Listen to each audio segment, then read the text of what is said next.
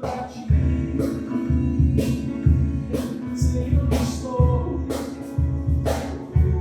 olhando pra mim, posso saber que nada sou. Eu grito pra ti, e olhos de socorrer. Nós estamos a Vivendo em Casa e nós estamos tratando de vários temas, esses temas que estão surgindo e que, na medida que eles surgem, que a gente percebe a importância, a gente traz para cá. Por isso que nós estamos nessa série chamada Reviravolta. Hoje nós vamos começar com uma pergunta. Na verdade, é essa questão que já agora 2, 3 semanas atrás tem surgido a respeito da reabertura, a respeito da retomada das nossas atividades. E como é que você esperava isso? Como é que você lida com essas coisas? Na verdade, de minha parte, eu posso dizer que nas últimas 2, 3 semanas, muita coisa já mudou. E por isso que nós vamos tratar desse tema sob nova direção. Porque a gente percebe isso, que a cada semana nós temos tomado novas direções. O mundo está assim. E além do mal que tem significado todo esse vírus, a gente vê que a morte desse homem negro lá nos Estados Unidos causou uma repercussão, e foi uma morte realmente abominável, algo que é injustificável. Mas é interessante como que essas coisas elas acabam significando e fazendo também com que as pessoas lidem de um jeito que parece meio padrão, parece que todo mundo tem que entender do mesmo jeito. E se você não replicar o post preto, você é racista, você é fascista ou coisa pior ainda. E se a gente nem disse nada ainda, as pessoas já sabem aquilo que nós vamos falar. E assim a gente vai, e assim a gente ainda vai escutando os questionamentos e os contra-argumentos que a gente vai levantando, mesmo que não tenha dito nada. Então, parece que o mundo vai avançando, mas vai avançando às cegas. O que isso significa? Mais do que tempo de internet, mais do que estudar, mais do que cozinhar, mais do que ajudar os filhos, eu e você, tenho certeza, nós temos todo o interesse de saber o que vem por aí. Porque, com certeza, o mundo está mudando, e está mudando bastante. Conforme o professor Leandro Carnal, o que a gente vê é que existem 3 fatores que aceleram a história. E ele diz que um desses fatores são guerras. Outro fator é a revolução, ou essa mudança em termos políticos. Mas um terceiro fator são epidemias. No nosso caso, um vírus, ele não tem características morais. Um vírus não é vingativo, um vírus não é ciumento. Mas até nisso, as pessoas estão polarizando e estão tomando posturas entre a negação e o medo em relação a um vírus. E fazem uma confusão bem grande. Por quê? Porque, de fato, sim, nós temos uma abundância de informações. E isso faz com que muita gente acaba imaginando que basta pesquisar no Google, basta colocar lá para você saber de um assunto e desse jeito você já sabe tudo. Assim, parece até que quando a gente participa e está dentro de um grupo de WhatsApp, isso é como se equivalesse a uma faculdade. Então, é um exagero, é uma ilusão. Então, se eu penso quanta idiotice a gente escuta ao redor do mundo, quanta coisa que é pura besteira, mas se de fato nós encontrarmos outras 50 mil pessoas que digam a mesma coisa, que pensem do mesmo jeito, mesmo que seja uma besteira, eu fico achando que a gente não pode estar errado. Porque, afinal de contas, temos um endosso de outras 50 mil pessoas, no caso. Então, o que isso significa? Eu, de fato, acho que nós não nos tornamos melhores se nós tivermos 2 milhões de seguidores no Instagram. Na verdade, eu posso ser um grande imbecil, mesmo tendo 20 milhões de seguidores. Ou eu posso ser um gênio da ciência, eu posso ser um estadista, eu posso ser uma pessoa de bom caráter e com poucos seguidores. Que coisa, que situação! E uma outra ilusão ainda é que a gente junta com isso um certo pensamento positivo, de que basta eu me convencer de que, por exemplo, eu sou feliz e acho que eu sou feliz, assumo isso, mas isso é uma fantasia, porque o pensamento não determina a realidade. E quanto à esperança? Aí sim, com esperança é diferente, porque sem esperança nós nem saímos, nem levantamos da cama quando acordamos de manhã. A esperança nos move para algo melhor. Esse algo melhor corrige a nossa realidade, corrige o nosso mundo. Então, eu vou me dar o direito de comparar e uma situação que me veio à memória nessa semana é algo que a Bíblia descreve com detalhes e uma descrição que é bastante conhecida, inclusive, até das crianças. É um relato que está lá no livro de Gênesis, e ali diz assim: a terra havia se tornado um esgoto. A violência estava por toda parte. Deus observava tudo e viu que a situação era muito ruim. Todos estavam afundados em corrupção e a própria vida havia se corrompido. Mas Noé, esse homem, Noé, era diferente. E o eterno Deus gostou do que viu em Noé. Interessante esse relato. Deus colocou no coração desse cara, do Noé, o desejo de construir um grande barco. E Noé levou décadas fazendo isso. Imagino, inclusive, para vergonha, porque toda zoeira que acontecia por causa dessa construção em terra firme. E daí, a Bíblia continua a respeito dessa história, dizendo: as fontes submersas irromperam e todas as janelas do céu se escancararam, e a chuva caiu durante 40 dias e 40 noites, e as águas do dilúvio permaneceram por 150 dias. Esse é o relato. Houve um dilúvio. E eu fico pensando no que Noé passou antes e depois desse tipo de quarentena que ele teve. Já naquela época, sim, houve uma quarentena. E eu imagino, inclusive, o que se passou na cabeça dele, as perguntas que vinham. Será que ele pensou que seria o fim? Como que, de fato, foram as relações em família diante de um desafio tão diferente? Será que ele ficou ansioso por voltar a trabalhar? E veja que do lado de fora desse acampamento de construção, a situação era qual? É que a coisa não andava bem e o dilúvio estava chegando.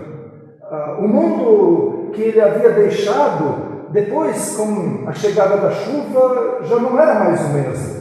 E não ia voltar a ser o mesmo. Então, muitas perguntas. Além disso, dentro desse barco, ele não tinha internet, ele não tinha TV, ele não tinha como maratonar algumas séries aí do Netflix, nada disso. Ele não tinha acesso às redes sociais e demorou muito tempo, foram meses para que Noé voltasse a pisar em terra firme. Nós, mais que um dilúvio, temos uma tempestade do coronavírus. E entre nós, a ordem é ficar em reclusão. E até que todo esse tsunami, toda essa movimentação, essa loucura passe. E assim diminua o risco.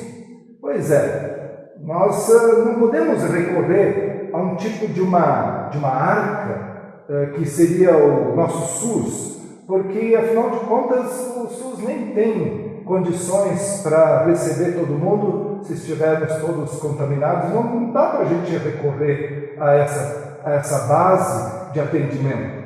As más notícias correm solto, e especialmente para aqueles que têm desrespeitado as recomendações médicas. Tem gente, inclusive, que por causa disso tem pagado o preço com a sua própria vida. Então, os nossos problemas a gente precisa enfrentar. Nós temos que reconhecer os nossos problemas. Mas é importante saber que esses problemas, eles são passageiros. Nós estamos em crise, sim. Ela é grave. Ela vai se arrastar por bastante tempo ainda, quem sabe. E é verdade que nós vamos fazer tudo o que nos cabe. Mas a questão é como é que nós enfrentamos a atual dificuldade. Assim como Noé foi ridicularizado, porque ele também tinha poucos seguidores e, afinal de contas, mesmo que seja uma pessoa idônea, nem sempre ela é muito respeitada. Como é que é isso hoje? Noé se manteve fiel, Noé se manteve firme no propósito de construir esse grande barco. Muitos podem achar que hoje em dia é uma histeria coletiva essa, de todo mundo ter que usar máscaras. Mas o que de fato importa?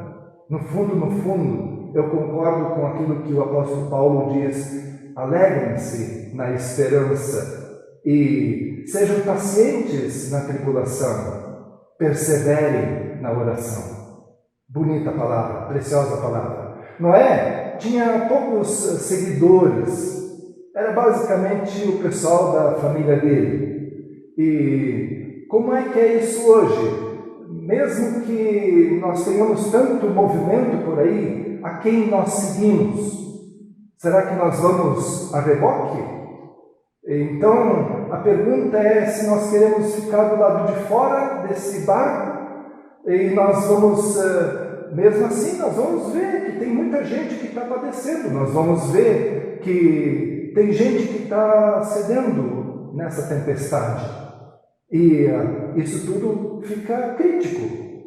Mais uma vez, o mundo está mudando. Para onde? Eu posso dizer com certeza. Deus sabe. Só Deus sabe nessa hora. Mas de um dia para o outro, tudo mudou. E nos dias de Noé também foi assim. Mudou de uma hora para outra. Quanto mais passavam os dias, mais chovia. E eu posso inclusive imaginar as pessoas gritando: meu Deus, quando tudo isso vai passar? São as mesmas perguntas que a gente faz nos dias de hoje. Por isso que eu volto ao nosso tema, que trata dessa nova direção. Por quê? Porque não é simplesmente uma mudança de curso do mundo. É uma outra direção, uma direção maior, uma direção que vem do alto. É disso que importa para nós nesse momento. Estamos sob uma nova direção. A vida tem sentido quando justamente a gente contempla essa nova direção, essa direção de Deus, essa direção do alto, porque afinal de contas, nós viemos de Deus e nós queremos voltar para Deus. E aí?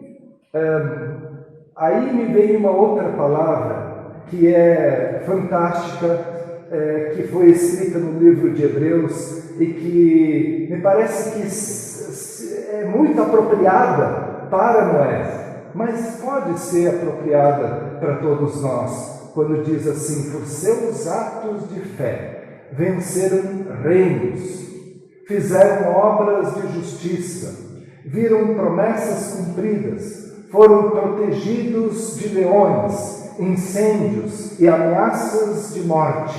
Transformaram a desvantagem em vantagem, venceram batalhas, afugentaram exércitos invasores.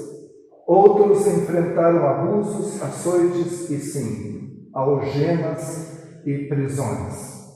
Que coisa! O que é possível que se passe, que aconteça com quem tem essa fé, essa esperança no alto? Sob essa direção de Deus, nós podemos viver com uma esperança sobrenatural, uma esperança que é extraordinária. E aí eu queria ainda deixar um desafio para todos vocês. Nós sonhamos, nós batalhamos, nós trabalhamos com algo que nos é muito precioso, muito precioso. Eu estou falando da nossa família. E as atuais relações sociais, elas foram como que reduzidas e restritas ao ambiente familiar. Mas no ambiente familiar, nós temos as nossas complexidades, nós temos conflitos, temos tudo isso que se reúne nesse ambiente de família. O meu desafio que eu deixo nesse dia é: que tal se vocês se reunirem e conversarem sobre isso e juntos buscarem por essa esperança que vence o mundo, essa esperança que vem de Deus. Um grande abraço para todos vocês. Tem palavras, não tenho a sorte que me socorra agora. Tudo foi embora, só tem você.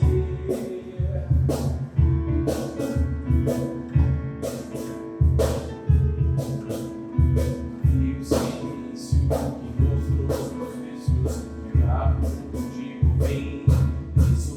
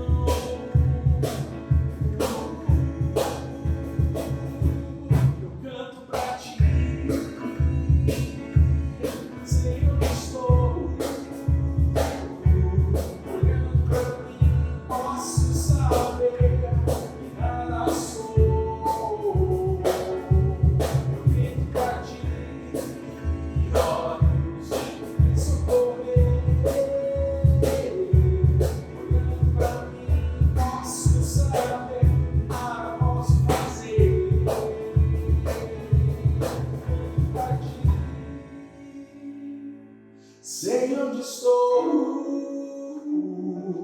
Olhando pra mim, posso saber que nada sou. Olhando pra ti, olha, eu tenho que socorrer. Olhando pra mim, posso saber que nada posso fazer.